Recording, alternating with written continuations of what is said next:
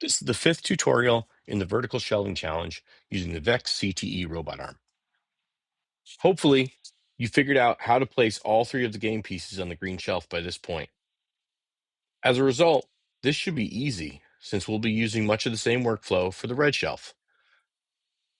The major difference for the red shelf is that we will be using roll and the y-axis instead of pitch and the x-axis. Additionally, we'll organize the code by adding comments in to help us tune it up a bit in subsequent tutorials. You may notice that I turned the table on the robot arm so you can get a better look at what's going on. So let's go ahead and get started with the code.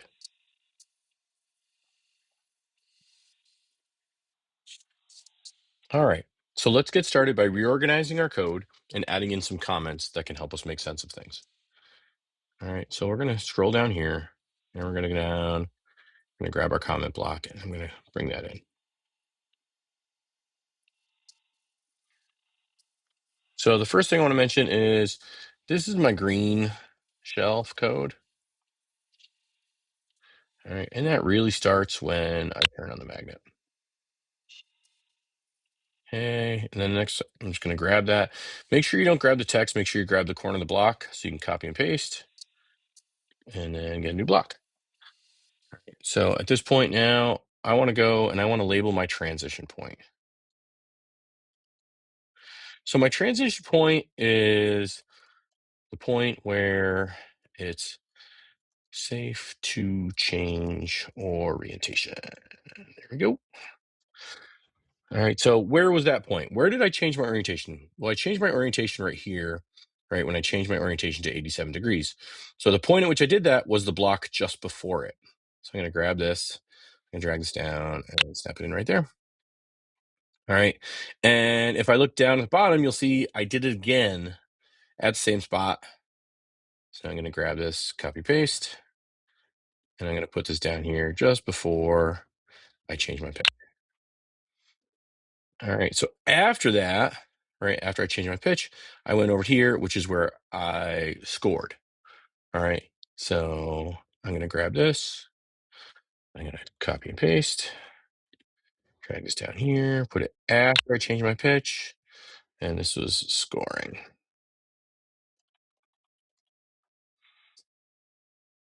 Right. So now I've reorganized my code.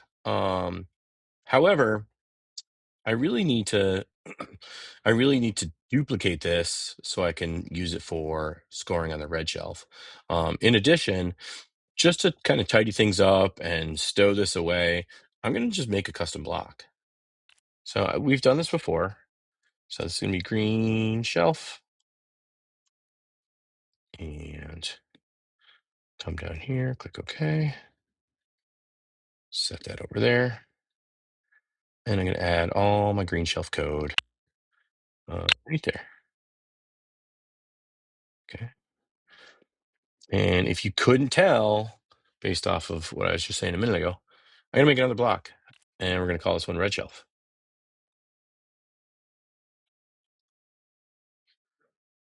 Okay, click OK. I'll add this one in over here. Okay.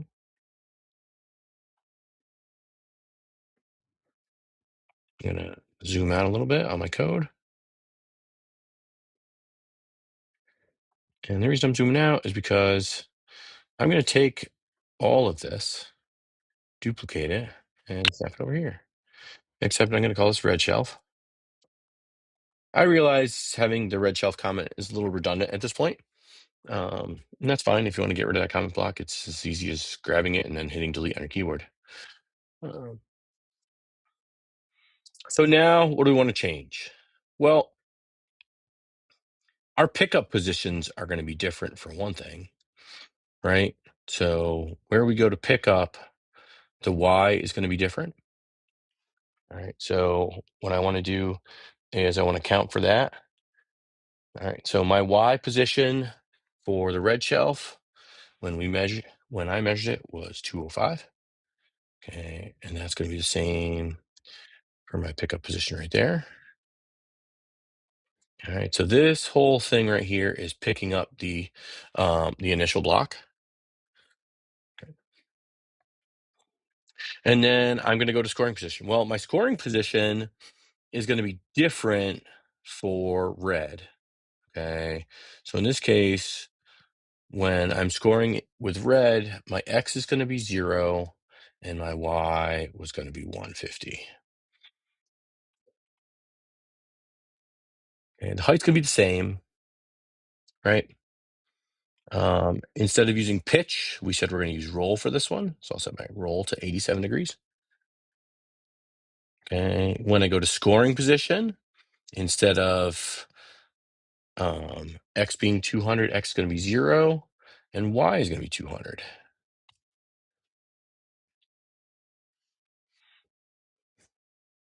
And your measurements, your map, your coordinates might be slightly different than what I've got, but it's probably not too far off this mark. So lastly, I want to go back to my transition point again. So we're going to set this to 0, set this to 150. All right, I'm going to switch this to roll, and we'll leave the safety position as it is. So at this point, I should be able to go ahead and try out my code. So I'm going to go to the red shelf. I'm going to bring that in over here, and that's going to let me try out my code. So let's go see what that looks like.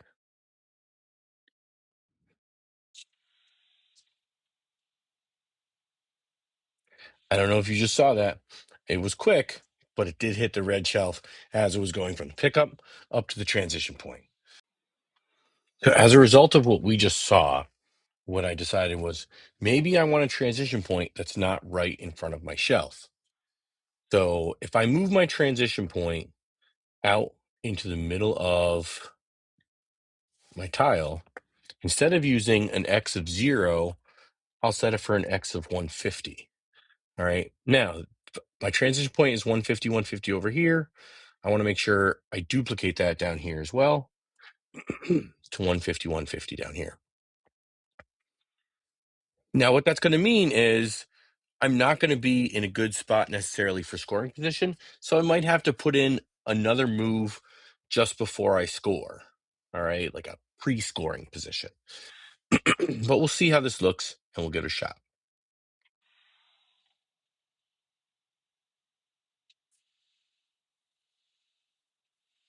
Oops. I guess that didn't work. All right. So let's zoom in on our code a little bit over here. And we'll take a look at our scoring position. As I mentioned before we test it, there was a thought we might need a pre-scoring position. So what I'm going to do is I'm going to right click on this. All right. And no, I don't want to duplicate and take that back. What I'm going to do is I'm going to copy and paste that block and then move it up.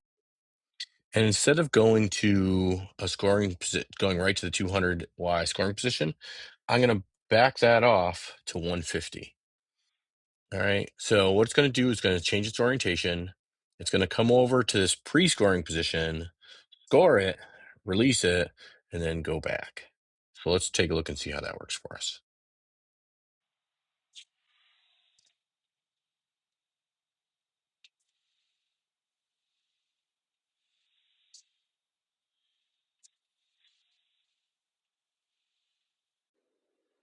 Well, that one looked pretty good, except it swiped a little bit on the game piece as it was pulling away.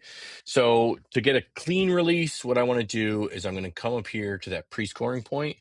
I'm going to copy it, paste it, and I'm going to set that right after the release. So instead of going from the magnet release right straight to the transition point, it's going to back off right to my pre-scoring point and then go to the transition point. All right.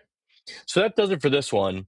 It's up to you now to figure out how to get the other two shells on the red shelf populated. So good luck.